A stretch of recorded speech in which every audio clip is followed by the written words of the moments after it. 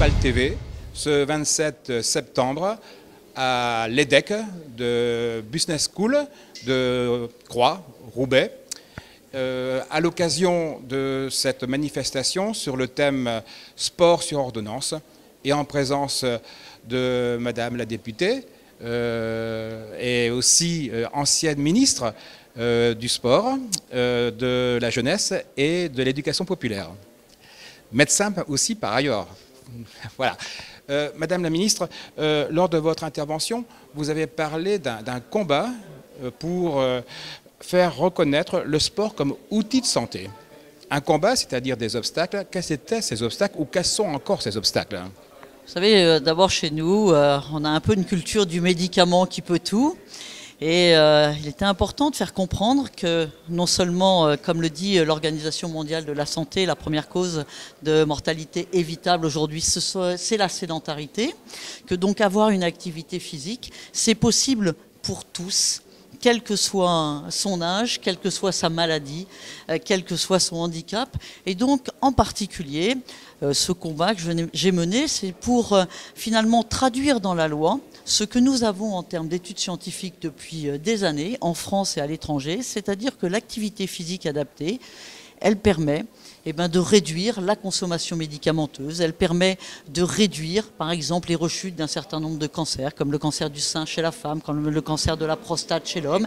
Elle permet de diminuer les risques et les effets secondaires des diabètes à l'insuline. Et donc, on a prouvé depuis des années qu'il y avait des pathologies qui, dans des parcours de soins, on pouvait mettre bien sûr la place des thérapeutiques médicamenteuses, mais il y a aussi des thérapeutiques non médicamenteuses. Alors, un combat parce que il faut à un moment donné finalement faire évoluer à la fois les médecins qui ont plutôt l'habitude de prescrire des traitements lourds ou des thérapeutiques médicamenteuses et qui n'ont pas dans leur formation finalement cette formation à cette sensibilisation au fait que pour un certain nombre de pathologies, il y a une activité physique qui est adaptée. Puis aussi pour le public, pour se rendre compte que dans un parcours de soins, même parmi les maladies les plus graves, il y a une place pour l'activité physique. Bien sûr, il y a maintenant une loi de modernisation du système de santé français, mais en amont, il y avait déjà de multiples initiatives qui prenaient le sport santé, et il y a toujours une dynamique qui ne fait que se développer à ce sujet. Et d'où la question, était-il bien nécessaire d'avoir un cadre légal, un cadre législatif gérant cet ensemble?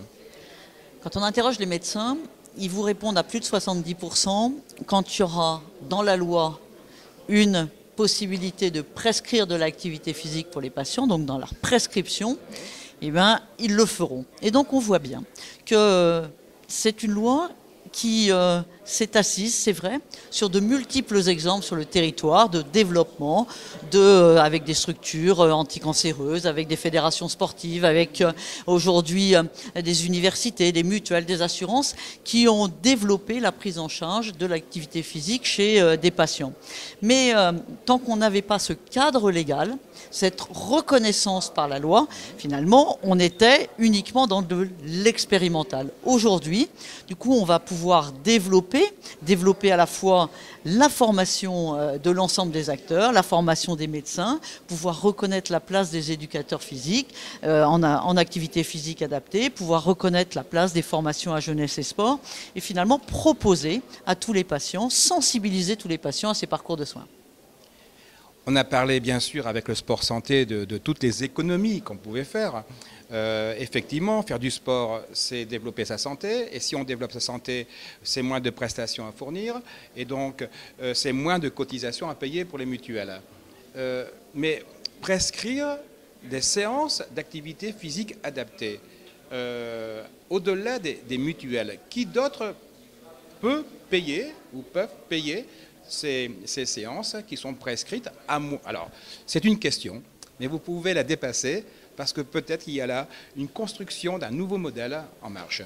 Oui, on le voit bien, c'est-à-dire qu'on peut orienter des patients vers des réseaux sport santé dans lesquels le patient peut être pris en charge parfois à titre individuel par sa mutuelle, de plus en plus de mutuelles le font, mais c'est souvent des collectivités locales qui mettent à disposition des équipements ou qui mettent à disposition des éducateurs sportifs qui ont été spécialement formés, ou des clubs sportifs qui s'organisent pour accueillir ces patients. Et donc dans ces conditions, il y a simplement le prix de la licence, de l'adhésion au club. Donc on voit bien qu'il y a une possibilité de prendre en charge globalement les réseaux sport santé et de permettre au plus grand nombre, y compris d'ailleurs avec des plans, on l'a vu aujourd'hui avec Dynacare, la possibilité aussi d'avoir des structures connectées qui vous permettent d'accéder à des programmes.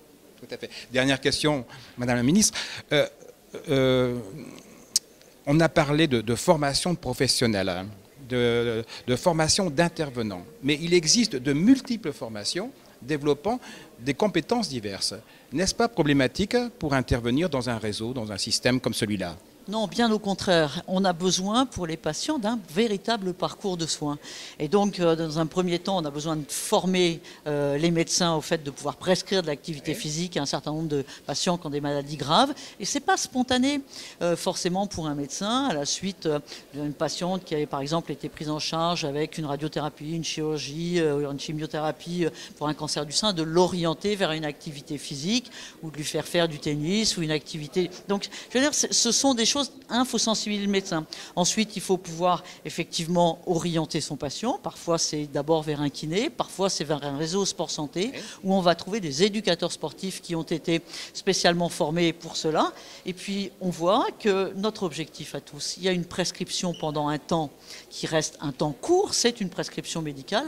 L'objectif, c'est bien sûr que le patient parte dans ce qu'on appelle le droit commun, aille dans son club sportif, puisse être accueilli, parce que finalement, les bénéfices, ils sont véritables quand ils s'inscrivent dans la durée.